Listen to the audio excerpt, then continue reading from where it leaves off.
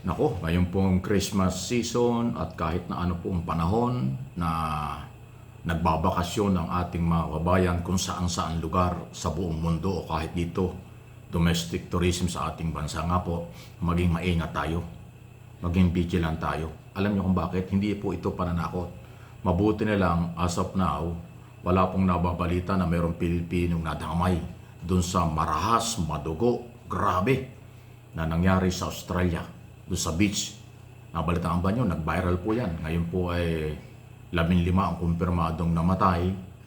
Mahigit yatang 40 o 50 ang mga sugatan. Kasi habang sila ay nagkakasiyahan, naliligo, bigla silang niratrat ng mag-ama na nag-operate ng pamamaril doon sa mga sibilyang walang kalaban-laban.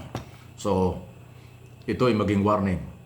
Masarap kung magbakasyon, okay lang magbakasyon, karapatan ninyo at kung kaya natin. Pero importante ko ay maging maingat. Ito kakaiba eh. Hindi isa. Mag-ama ang namaril na parang bumabaril sa ibon habang naliligo at nagkakasiyahan yung mga tao. Matindi po ito. Hindi biro. Two gunmen were seen firing from a bridge towards people on the beach, and they used several types of guns. Let's just watch some of the footage that Sky News has obtained. Ayan o.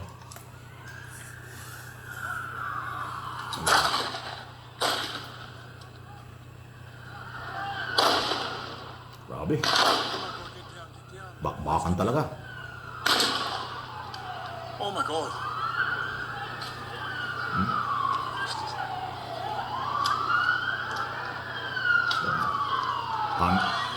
Long firearms yung ginagamit. So ayan ha. Nakakaano pong ayaw ko nang pakita yung ibang portion dyan. Talagang nakakaawang, nakakagalit. Alam nyo, pagka ganyan ng galaw, kahit na hindi natin kano-ano yung mga biktima dahil siyempre, pero mga tao yun.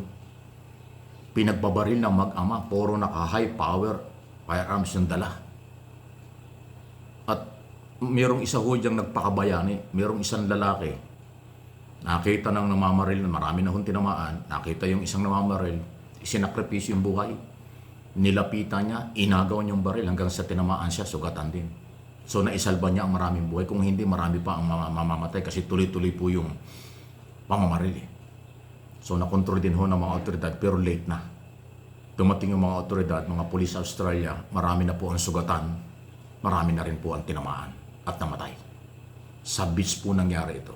So ito'y binabalita natin, hindi ho, ulitin ko, hindi ko kayo tinatakot. Paalaala lang, walang lugar talagang masasabi nating safe tayo, yung mga nagbabakasyon.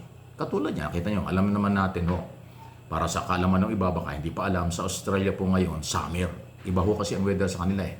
Kung sa North Central America, at maging dito sa ASEAN, ng mga malalamig na lugar, ganitong panahon, December, sa Australia po, summer and December. Ang winter sa kanila, June, July.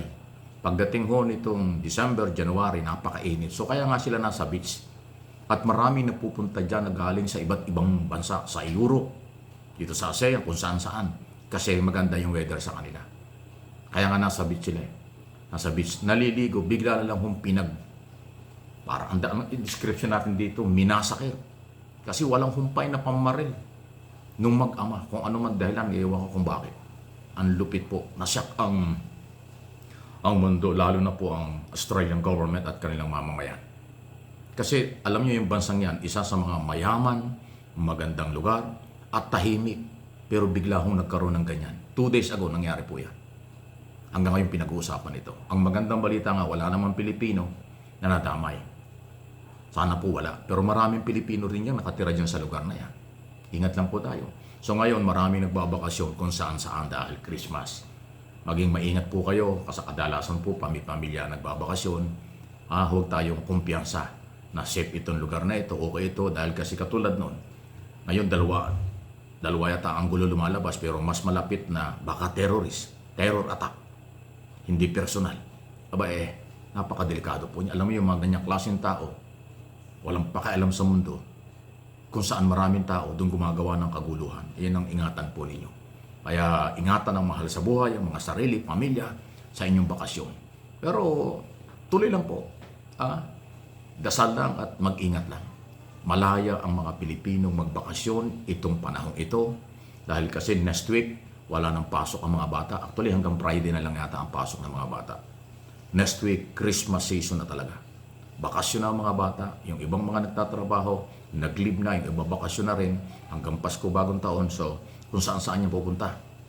Domestic, tourism, o international. Sa abroad, kung saan-saan po. Ingat lang po. Okay yan, mag-enjoy lang tayo. Enjoy lang po kayo. Ako naman ay nagpapaalaala lang. Hindi po ito pakikialam. Dahil ang pag-iingat sa sarili, sa pamilya, yan ay ating obligasyon araw-araw. Saan ka, kahit saan tayo makarating. Masarap po yung kumpletong pamilya kahit saan ganitong mga panahon o kahit anong panahon. Although sa ibang mga lugar na winter, abay iba naman dating yan. Talagang ingat kayo, sobrang lamig. Pero doon sa iba, alam mo yung mga masasamang tao, walang pinipili yan na weather. Winter o summer, pag gusto nilang manggulo, ginagawa nila. Kaya ingat lang po. Sa tuloy ang bakasyon, tuloy ang, lalo na mga Pilipino, mahaba ang Christmas season. Pero itong natitirang ilang araw na ito bago magbagong taon, bago magpasko, marami pong paghahandang ginagawa. Kaya, enjoy lang kayo, magastos, pero masaya. Ganun ang dating Kung hindi naman kayo makakaalis, nandito lang kayo sa inyong mga bahay, sa inyong mga bukid, sa inyong mga probinsya, o dito sa mga syudad, sa buong Pilipinas, especially yung Mega Manila, pwede rin kayo mag-enjoy dito, Dahil kasi pagka yung mga tatravel pag abroad, medyo magastos yan. Dollar ang usapan yan, lalo na pag ganitong panahon. Iba ang presyo ng ticket, sa aeroplano, ibang presyo ng mga hotel accommodation, mataas. Kaya malaki-laking pera conforme sa kung ilan kayo magta-travel. Pero kung pinaghandaan, bare-bareya lang yan. Pero kung hindi, hindi ho yun magagawa ng pangkaraniwang mamamayan. Dahil yung pag-travel sa abroad, pinakamahina dyan ay $1,000 ang gastos ng isa. Ngayon ba'y magkano yan? 58,000 pesos. Siyempre, kung simpleng manggagawa, hindi mo kayang i-provide yun. Kaya pwede ka rin mag-enjoy dito. Pero ingat pa rin. Ayan. Sabi ng ating gobyerno, ay nakaprepare naman ang ating mga otoridad, PNP lalo tigit, para sa pagbibigay ng proteksyon. Pero siyempre sa abroad, kanya-kanyang gobyerno yan, kung saan kayo natudoon, yun ang magbibigay ng proteksyon sa inyo. Pero mas mabuti pa rin po yung enjoy lang. Kahit nandito kayo, dahil hindi nyo kayang mag-abroad, o nandito kayo, dahil hindi nyo kaya kahit domestic tourism, pero alam ko kaya naman yan, enjoy pa rin. Diwa ng Pasko pa rin. Pagmamahalan, pagbibigayan. Sana walang away. Iwasan na yung pamimersonal ng iba. Iwasan din at sana'y bawasan din ang sobrang politika. Grabe ho yung pamumulitika ng mga taong hindi na ang magkaroon ng katahimikan. Ginawa ng negosyo at hanap buhay ang politika. Yung iba hanggang ngayon, yan pa rin ang ginagawa.